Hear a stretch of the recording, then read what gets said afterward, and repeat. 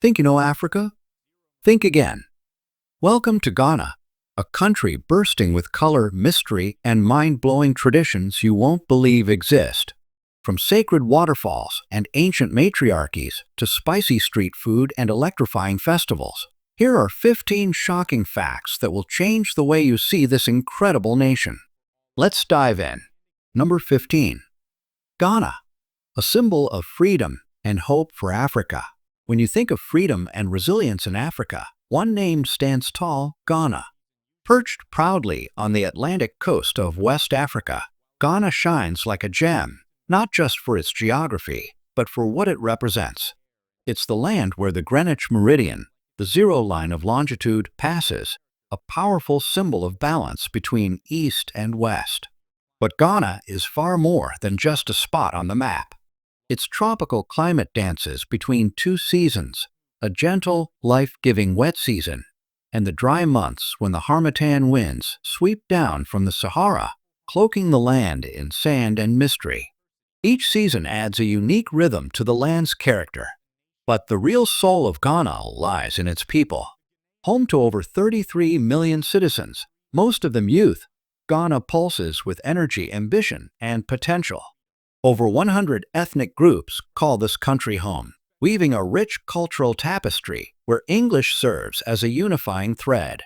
And then there's the flag, a powerful symbol of pride. Red for the blood of heroes who fought for freedom. Gold for the wealth beneath the soil. Green for the lush forests that breathe life into the land. At its center, a black star, the guiding light, a tribute to Ghana becoming the first sub-Saharan African nation to gain independence in 1957. That star lit the path for liberation movements across Africa. Number 14. Ghanaian women, gracefully carrying the world. In the lively streets of Accra or the colorful chaos of rural markets, there's a sight that will stop you in your tracks. Ghanaian women balancing the world on their heads. With effortless grace, they carry everything from baskets of tropical fruits and trays of warm bread to towering loads of market goods, all perfectly balanced, no hands needed. But don't let the ease fool you. This is not just a skill, it's an art passed down through generations. Their secret? A simple, beautiful headscarf, not just for style, but to cushion the weight and keep everything steady. Watch closely, and you'll see something remarkable. They walk like royalty, light on their feet, chatting with neighbors, smiling with warmth, as if they weren't balancing 40 pounds of coconuts. These women aren't just carrying goods. They're carrying tradition, strength, and pride. They embody a spirit of resilience, balancing the burdens of daily life with dignity and grace. Number 13. The man with 100 wives. Legend or legacy? In northern Ghana, where cultural traditions run deep, polygamy is more than a practice. It's part of the social fabric. Here, a man's status isn't just measured by wealth or land, but by his ability to care for many wives and children, a reflection of strength, leadership, and divine blessing. But one man took this tradition to an entirely new level. Meet Mr. Kanu Adai, a man whose story has stunned people around the globe. It's said he married over 100 wives and fathered hundreds of children, creating a living legend woven from tradition, faith, and sheer willpower. Each wife wasn't just a spouse, but a pillar in what became a vast, organized family kingdom. Responsibilities were shared. Some cooked, others cared for children, and many worked the land.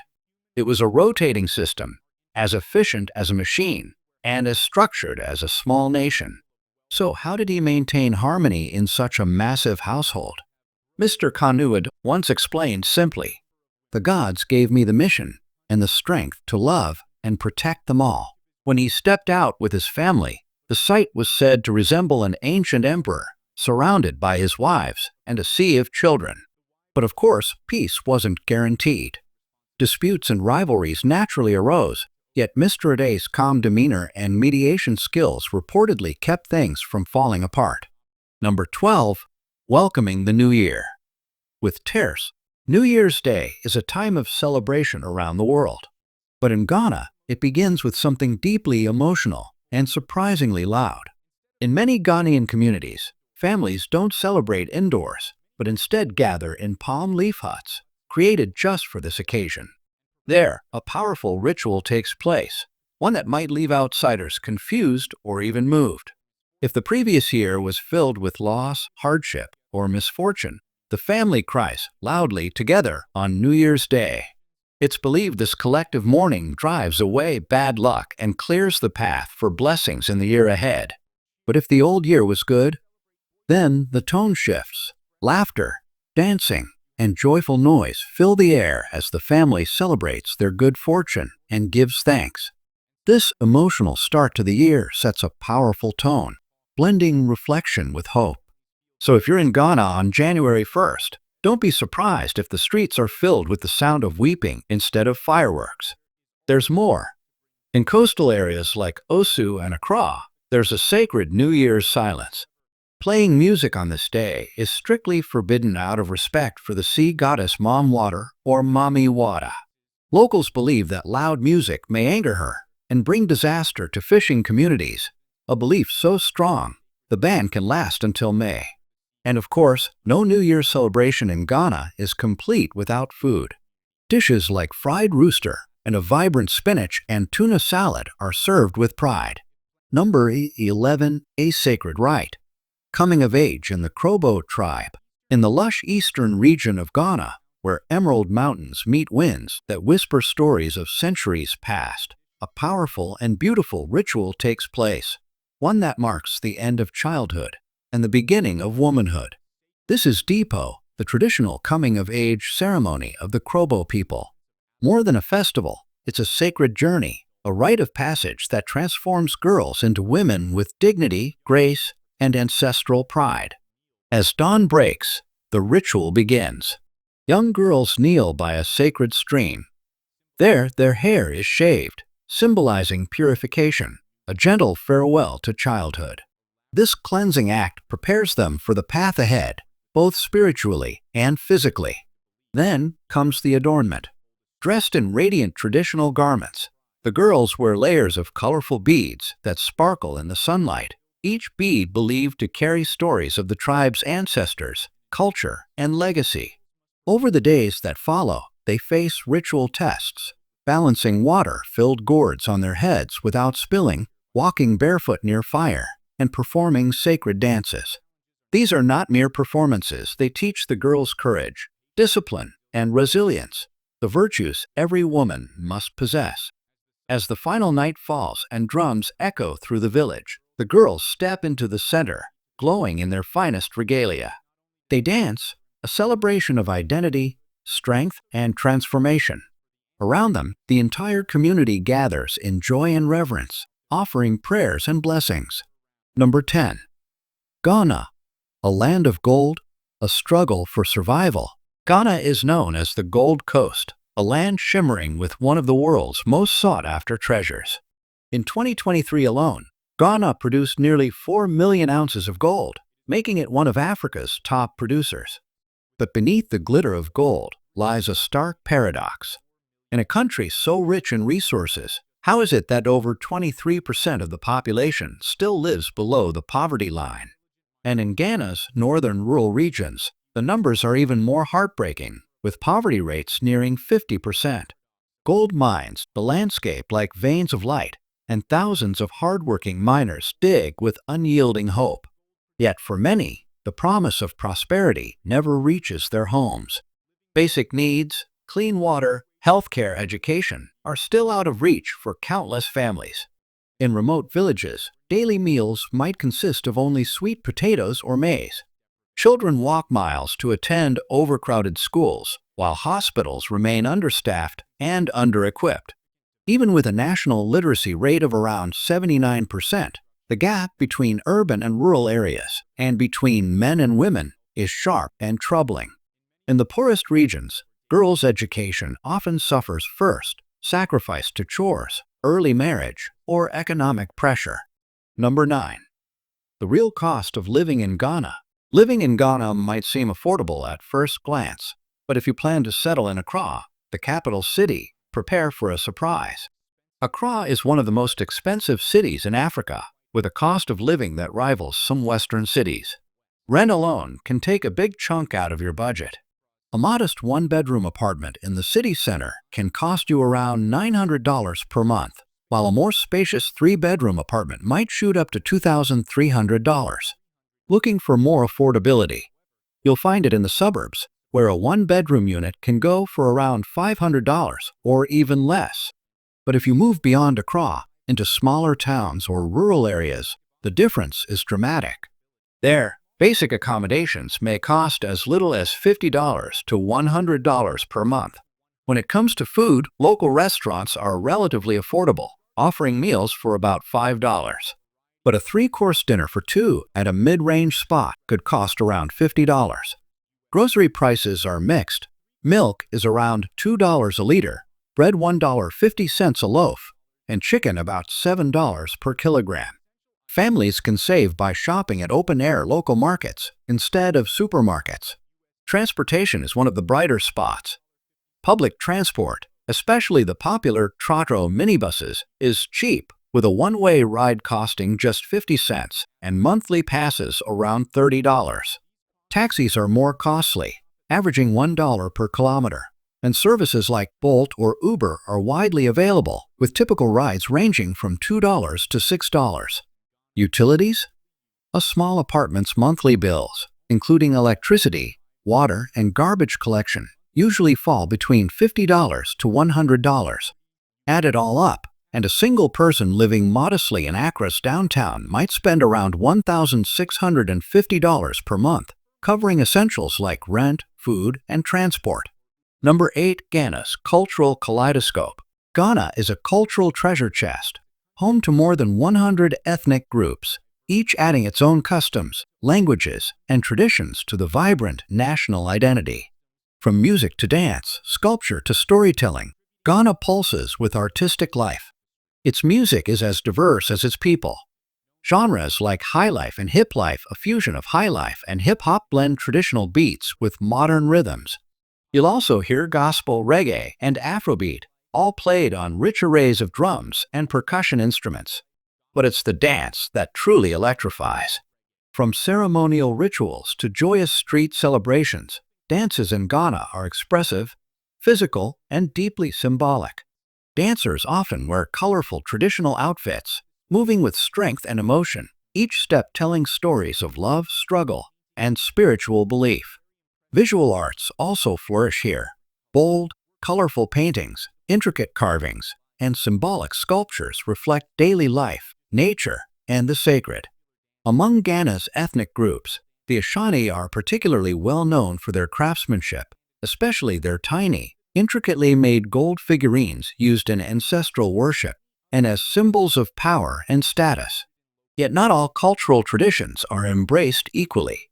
One controversial custom is Trekosi, a traditional shrine servitude system still practiced in some communities. In this ritual, young girls are sent to live in shrines to atone for family sins, a practice widely condemned as a violation of human rights. The Ghanaian government has taken steps to restrict and abolish this practice, but its historical and social roots make it a deeply complex issue. Number 7. Ghana's natural wonders. Ghana isn't just a cultural gem, it's also a land of breathtaking natural beauty. One of its most iconic landmarks is Lake Volta, the largest man-made lake in the world by surface area. Formed by the construction of the Akosombo Dam, this vast body of water is not just a marvel of engineering. It's a lifeline for millions of Ghanaians. Traditional wooden boats glide quietly across its surface, ferrying fish and goods, connecting communities, and supporting local trade. Lake Volta provides water for irrigation, hydroelectric power, and economic opportunities through tourism. It's also a powerful symbol of unity, sacrifice, and resilience, especially for the communities who were displaced to make way for the dam's construction. In the Bono East region, you'll find another of Ghana's natural treasures, Kintampo Falls. These cascading waterfalls are more than a scenic attraction, they are seen as spiritually sacred. Number 6. Africa's cocoa powerhouse. When it comes to cocoa, Ghana is a global force. The country consistently ranks as the second largest cocoa producer in the world, just behind Ivory Coast. Cocoa contributes a massive 25.5% of Ghana's total export earnings. It's the heartbeat of the agricultural economy. The industry directly supports around 800,000 farming households and many more workers across transportation, trade, and processing. Ghanaian cocoa is prized for its rich, distinctive flavor, a favorite among premium chocolate makers worldwide. What's remarkable is that most of the cocoa comes from small, family-run farms, often using traditional and increasingly sustainable methods. While much of the crop is exported to countries like the US, Canada, Germany, France, China, and Brazil, a portion stays within Ghana. Locally, cocoa is transformed into powder, butter, chocolate, and other sweets found in both homes and markets. Cocoa is more than a commodity here. It's a source of pride, identity, and stability for Ghana's economy and its people. Number 5. A flavorful and vibrant cuisine. Ghana's culinary scene is a feast for the senses, bold, hearty, colorful, and full of stories. Let's start with Eater, also known as Odo, a dish made from mashed yam or plantain, topped with boiled eggs and roasted groundnuts. It's a classic comfort food, simple, satisfying, and rich in tradition. Then there's Banku, a fermented mix of corn and cassava dough. Cooked to a smooth, doughy consistency, it's usually served with grilled tilapia or rich pepper sauces. Banku and tilapia is a must-try combo, a true Ghanaian staple. Next is Kanamire stew, made from cocoyam or taro leaves. Often cooked with dried or salted fish, this nutritious green stew is usually served with boiled eggs, sweet potatoes, or plantains. It's both earthy and flavorful. Craving a spicy snack? Try kelawale, diced ripe plantains marinated in chili, ginger, garlic, and fried to golden crispiness. Found all over Accra, it's a street food favorite that hooks you from the first bite. Number 4. Panafest, where African culture shines. Held every 2 years in July or August, Panafest, short for the Pan-African Festival, is one of the most powerful cultural celebrations in Ghana and across Africa. First organized in 1992, Panafest was created to promote unity among African nations, reconnect the African diaspora, and celebrate the shared cultural identity of people of African descent worldwide. The event is a spectacular mix of music, poetry, storytelling, dance, and drumming, each performance carrying centuries of history and tradition. One of the highlights is the regal procession of tribal chiefs and their wives, parading with elegance and pride to the deep, resonant beat of African drums. Before opening day, communities spend weeks preparing, crafting costumes, choreographing performances, and perfecting rituals. And once the ceremonies begin, the atmosphere comes alive with color, rhythm, and spiritual energy, drawing visitors from all over the world. From powerful ancestral tributes to electrifying dances, Panafest is where African pride takes the spotlight and history meets celebration. Number 3. Ghana's matriarchal traditions. Among Ghana's many unique societal structures, one that stands out is its matrilineal heritage, especially among the Akan people. In these communities, lineage and inheritance are traced through the mother's side, a tradition that shapes leadership, succession, and property rights. For instance, even though a king may reign, his successor is not his own son, but rather his sister's son. It's a fascinating balance. Men often hold power, but that power is passed down through women. This cultural structure reflects Ghana's deep respect for maternal lineage, emphasizing that a family's future is anchored in its women. Number 2. A nation of many languages. Ghana is a country rich in linguistic diversity. Two of the most widely spoken local languages are Twi, predominantly used by the Ashanti people in the central and southern regions, and Dogbani, spoken in the north. These languages, passed down orally through generations, are deeply rooted in Ghana's history, storytelling, and social traditions. Today, English serves as the official language, a legacy of colonial history, and functions as a bridge between Ghana's many ethnic groups. It's used widely in education, government, and business, with roughly half the population able to communicate in it. Interestingly, while Ghana is surrounded by French-speaking neighbors like Côte d'Ivoire, Togo, and Burkina Faso, none of its bordering countries use English as a primary language. This gives Ghana a unique linguistic identity within West Africa. Number 1. Naming traditions based on day of birth. One of the most beautiful and meaningful traditions in Ghana, especially among the Akan people, is naming children based on the day of the week they were born. These names are more than labels. They are believed to reflect a child's personality, spiritual energy, and life path. For example, a boy born on Friday may be named Kofi, and a girl born on the same day Afua. Saturday births might yield names like Kwame for boys or Amma for girls, symbolizing strength and reliability. And Sunday-born children might be called Kwasi or Akasua, names that convey charm and adaptability. These names connect people to their roots and ancestors, and they carry social and spiritual significance. Just asking someone, "What day were you born?" can spark a meaningful conversation, a reminder of the strong community ties woven into Ghanaian culture. Even globally, this tradition is recognized. Just think of Kofi Annan, the former UN Secretary General, whose name told a story of his origins before he even spoke a word. So there you have it, 15 fascinating facts about Ghana, a country rich in culture, history, and heart. From sacred waterfalls to cocoa farms, from traditional stews to spiritual naming customs, Ghana's identity is as vibrant as it is inspiring. If you enjoyed the journey, don't forget to like, share, and follow for more videos just like this one. And remember, this video is for reference only.